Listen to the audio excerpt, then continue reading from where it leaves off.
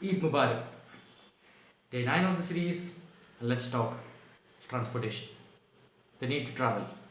Now, let me begin with the history of transportation.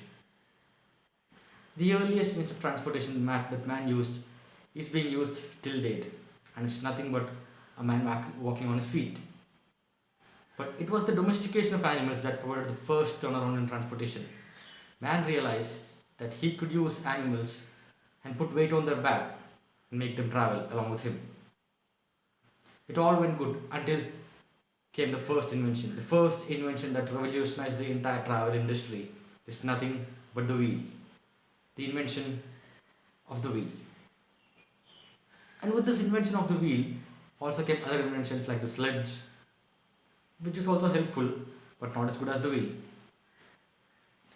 Now this, along with increase in population, the need for transport increased, the need for transport cost increase the increased population cost, increased need for transport, and increased need for transport was providing an impetus for increased trade activities. And these trade activities that were taking place were in turn helping, or I would say aiding, the transportation industry on a whole.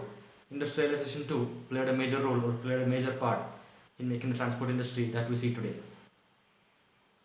And this also made man think of other means of transportation. Then came waterways, came airways.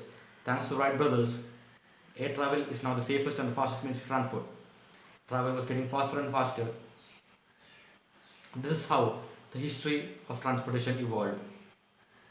Now thinking back or looking at the current stage of situation or the current situation of transport industry, this is where there's a dynamic change in the transport industry. Now centuries ago, or maybe decades ago, transportation was mainly being used by the public sector. But if you look at it right now, the main focus of the travel industry or the transportation industry or the automobile industry is personal commute or personal mobility.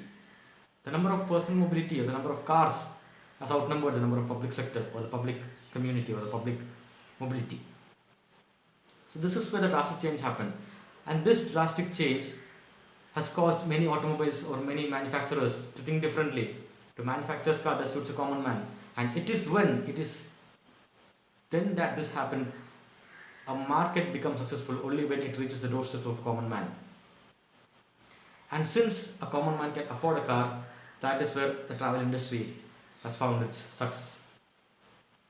Now, along with the trade sector, the other big sector that was booming with this, that was being aided with the travel industry is nothing but entertainment. And by entertainment, I mean the tourism sector. The tourism sector and the trade sector were working together,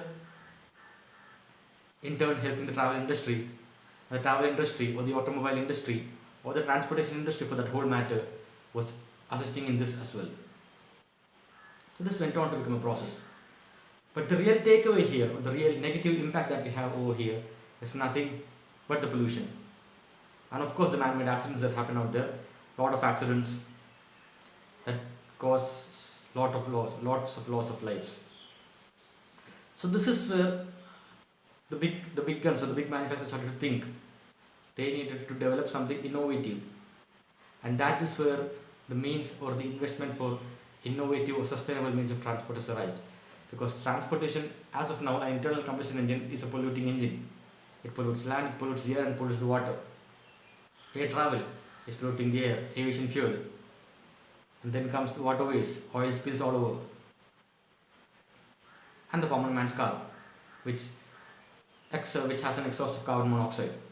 So all these things, all these tiny little factors are causing a huge factor in the pollution environment, in polluting the environment. So that is where the need for innovative transportation comes in.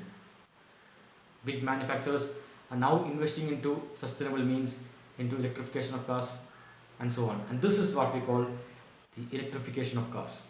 Electric mobility, automated mobility, as people say, is the future, or at least the near future. So, on our part, what we should be doing is to invest the amount rightly. Now, if we are getting a car, always go for an electric option. Wait for the infrastructure to develop. The government should also play a role in bettering the infrastructure for electric cars. or for other sorts of mobility or for automated mobility, that causes less pollution to the environment.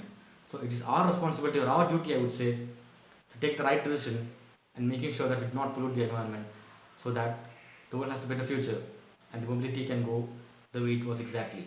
Thank you.